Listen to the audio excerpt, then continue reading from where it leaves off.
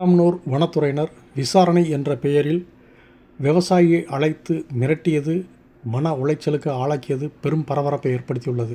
பெட்டி மேற்கு தொடர்ச்சி மலைப்பகுதியில் அமைந்துள்ள வருசநாடு மற்றும் மேகமலை வனப்பகுதியில் வசித்து வரும் 1000க்கும் மேற்பட்ட விவசாயிகளை புலிகள் காப்பகம் என்ற காரணம் காட்டி உச்சநீதிமன்ற தீர்ப்பையும் முன்னிறுத்தி வனப்பகுதியிலிருந்து வெளியேற்ற வனத்துறை தீவிர முயற்சி எடுத்து வருகிறது. இதன் ஒரு பகுதியாக வனப்பகுதிகளுக்கு அருகே உள்ள விவசாய விளைநிலங்கள் விவசாயம் செய்து 4 தலைமுறைகளாக வாழ்ந்து வரும் விவசாயிகளை ஆக்கிரமிப்பாளர்கள் என கூறி விசாரணைக்காக வனச்சரக அலுவலகத்திற்கு வரும்படி சில வருடங்களாகவே பல்வேறு விவசாயிகளுக்கு நோட்டீஸ் அனுப்பப்பட்டு வருகிறது. அதன் அடிப்படையில் கண்டம்னூர் வனச்சரக அலுவலகத்திற்கு விசாரணைக்கு வந்த சிலம்பரசன் என்ற விவசாயி வனத்துறை மீது பல்வேறு புகார்களை கூறியிருப்பது பரபரப்பை ஏற்படுத்தியுள்ளது.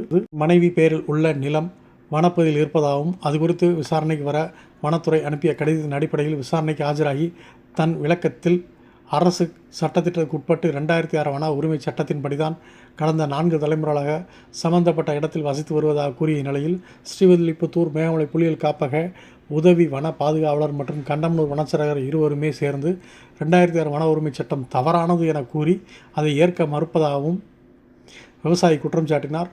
கண்டம்னூர் வனத்துறையினர் கடந்த காலங்களில் விவசாயி சிலம்பரசனுக்கு பல்வேறு இன்னல்களை கொடுத்து வருவதாகவும் தன் விவசாய நிலம் தொடர்பாக கண்டம்னூர் வனத்துறையினர் லஞ்சம் கேட்டதாக தேனி மாவட்ட ஆட்சியர் அலுவலகத்தில் புகார் தெரிவித்த நிலையில் புகார் தொடர்பாக விசாரணை நடைபெற்று வருகிறது.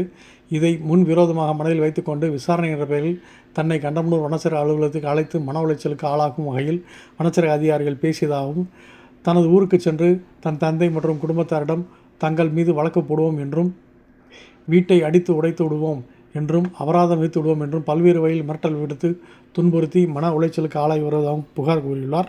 2006 வன உரிமை சட்டமே தவறு என்றும் வனத்துறை அதிகாரிகள் அலட்சியமாக கூறி தன்னை விசாரணைக்கு ஆளாக்கியதாகவும் வனப்பகுதியிலிருந்து வெளியேற சம்மதிப்பதாக காட்டிய கையொப்பம் விடுமாறும் மிரட்டல் விடுத்ததாகவும் குற்றம் சாட்டும் விவசாயி அரசு தலையீடு தங்களுக்கு வாழ்வாதாரத்தை காக்க உரிய நடவடிக்கை எடுக்க வேண்டும் என்று கோரிக்கை விடுத்துள்ளார். ஏற்கனவே வருசநாடு வன பகுதியில் விவசாயிகள் வனத்துறைக்கு எதிராக பல்வேறு போராட்டங்கள் நடத்தி வருகின்ற நிலையில் கண்டம்னூர் வனத்துறையினர் விசாரணை என்ற பெயரில் விவசாயியை அழைத்து மிரட்டல் விடுத்தும் மன உளைச்சல் ஆளாக்கியதும் பெரும் பரபரப்பை ஏற்படுத்தியுள்ளது.